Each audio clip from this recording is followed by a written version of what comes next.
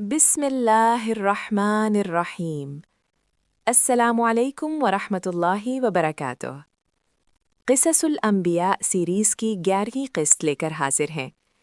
یہ ایمان افروز سلسلہ ہے جس میں ہم انبیاء کرام علیہم السلام کے واقعات بیان کر رہے ہیں۔ آج کی اس قسط میں ہم حضرت شعیب علیہ السلام کا قصہ قرآن و حدیث کی روشنی میں بیان کریں گے۔ یہ وہ عظیم نبی ہیں جن کی بعثت کا علاقہ مدین تھا۔ آئیے اس سبق آموز واقعے سے ہدایت حاصل کرتے ہیں۔ اللہ پاک ہمیں سننے اور اس پر عمل کرنے کی توفیق عطا فرمائے، آمین۔ حضرت شعیب علیہ السلام کا قصہ۔ نام و نسب اور مقام بعثت۔ آپ کا نام شعیب بن میکیل بن یشچر بن مدین بن ابراہیم علیہ السلام ہے۔ آپ کا نسب حضرت ابراہیم علیہ السلام کے تیسرے بیٹے مدین سے ملتا ہے، جن کی نسل اسی علاقے میں آباد ہوئی تھی۔ اللہ تعالیٰ نے آپ کو جس قوم کی طرف مبعوث فرمایا، اس کے 2 نام قرآن و حدیث میں آتے ہیں۔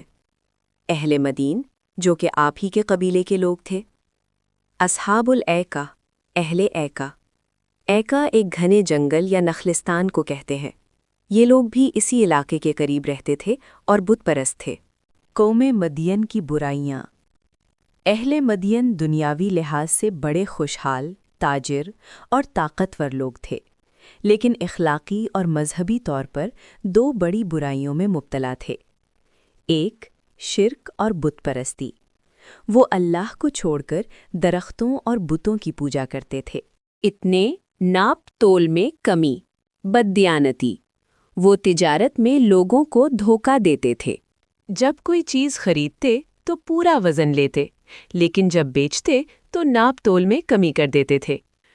اس کے علاوہ وہ راستوں میں بیٹھ کر لوگوں کو لوٹتے اور ان سے زبردستی ٹیکس وصول کرتے تھے۔ حضرت شعیب علیہ السلام کی دعوت۔ حضرت شعیب علیہ السلام نے اپنی قوم کو نہایت نرمی اور منطقی انداز میں سمجھایا۔ آپ کی گفتگو اتنی دل نشین ہوتی تھی کہ اسے سن کر پتھر دل بھی موم ہو جائیں۔ آپ نے فرمایا، یا قوم اعبدوا اللہ ما لکم من الہ غیرہ قد جاءتکم بینۃ من ربکم فاوفوا الکیل والمیزان ولا تبخسوا الناس اشیاءہم۔ اے میری قوم، اللہ کی عبادت کرو، اس کے سوا تمہارا کوئی معبود نہیں۔ تمہارے پاس تمہارے رب کی طرف سے واضح دلیل آ چکی ہے، پس ناپ اور تول پورا کرو اور لوگوں کو ان کی چیزیں کم کر کے نہ دو۔ سورۃ الاعراف 85۔ آپ نے انہیں خبردار کیا کہ زمین پر فساد نہ پھیلاؤ اور ان نعمتوں کی قدر کرو جو اللہ نے تمہیں دی ہیں، ورنہ تم پر بھی پچھلی قوموں، قوم نوح، قوم ہود اور قوم لوط جیسا عذاب آ سکتا ہے۔ حضرت موسیٰ علیہ السلام کی مدین آمد۔ جب حضرت موسیٰ علیہ السلام سے مصر میں نادانستہ طور پر ایک قبطی کا قتل ہو گیا اور فرعون نے ان کی گرفتاری کا حکم دیا تو آپ مصر سے ہجرت کر کے مدین پہنچے۔ کئی دن کے سفر کے بعد جب آپ مدین کے کنویں پر پہنچے تو وہاں دیکھا کہ چرواہے اپنے جانوروں کو پانی پلا رہے ہیں، لیکن 2 لڑکیاں اپنی بکریوں کو روکے ہوئے ایک طرف کھڑی ہیں۔ کنویں کا واقعہ اور لڑکیوں کی مدد۔ حضرت موسیٰ علیہ السلام نے ان سے پوچھا، تمہارا کیا معاملہ ہے؟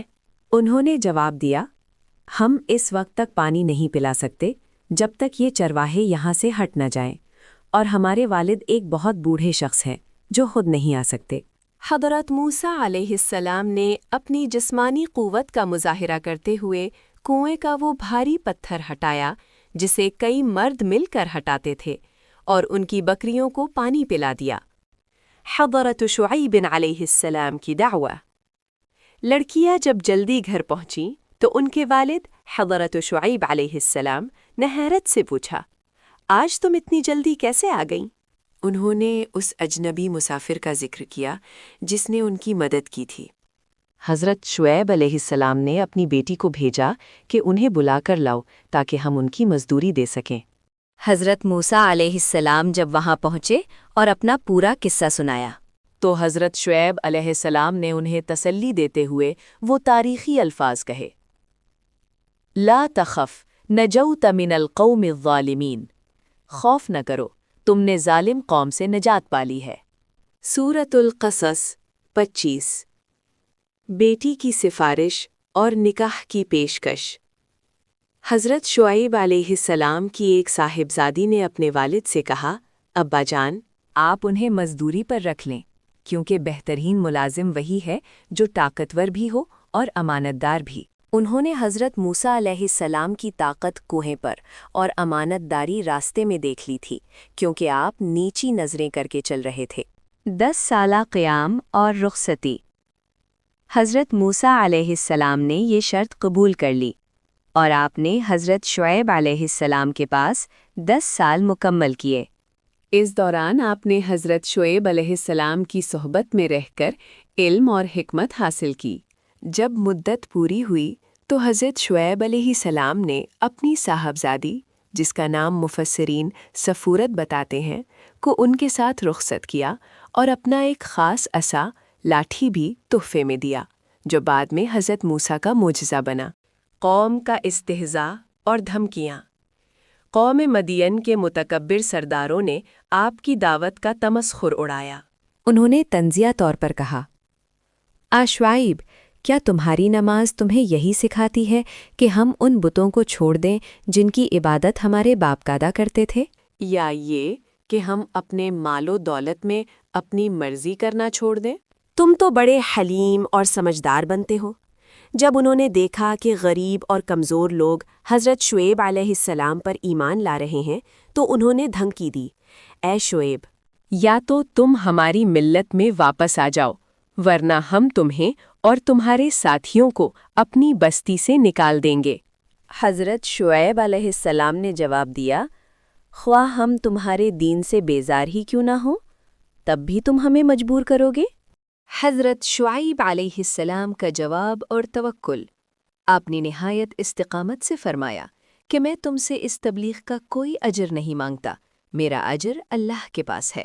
آپ نے فرمایا، وَمَا تَوْفِيقِي إِلَّا بِاللَّهِ عَلَيْهِ تَوَكَّلْتُ وَإِلَيْهِ أُنِيبُ، اور میری توفیق صرف اللہ کی مدد سے ہے، اسی پر میں نے بھروسہ کیا اور اسی کی طرف میں رجوع کرتا ہوں۔